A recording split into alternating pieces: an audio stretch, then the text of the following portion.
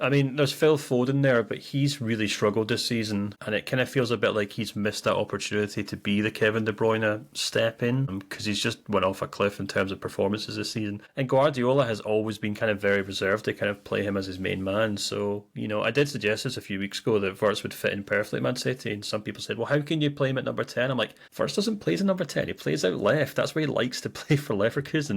I think people forget that at times, so he'd happily play out left, Haaland up front, maybe Foden through the middle, then Marmoush on the right, and you've got a very dynamic front line there. And yeah, I think that's just something that I think also gets overlooked when all this transfer speculation is so loud and incessant. It's like, let's just get down to basics here. Which club can literally make space for him in their squad? That's the key. That's the number one issue here because, like I said, it's not Football Manager. These clubs can't just buy and sell players en masse as if they're walking into a grocery store or walking into their old kind of GameStop and want to trade in their old games. Like that's not how the transfer market works. You have to work for months and months and months just to move some players on that you don't want. Some clubs can, just simply drop these guys in the reserves or send them out on loan, and they can pay the wages for them when they want to. But Bayern Munich are just not one of those clubs, and I don't suspect Real Madrid are either. For example, like Real Madrid, perfectly plausible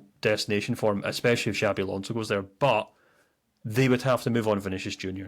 They'd have to sell Vinicius Jr. And I know people will be listening to this thinking, oh, well, that's fine. Saudi Arabia want to sign him. They'll buy him. Yeah, it doesn't quite line up like that all the time because Vinicius Jr. might not want to go to Saudi Arabia. He might want to win more Champions Leagues. He might want to stay in Europe.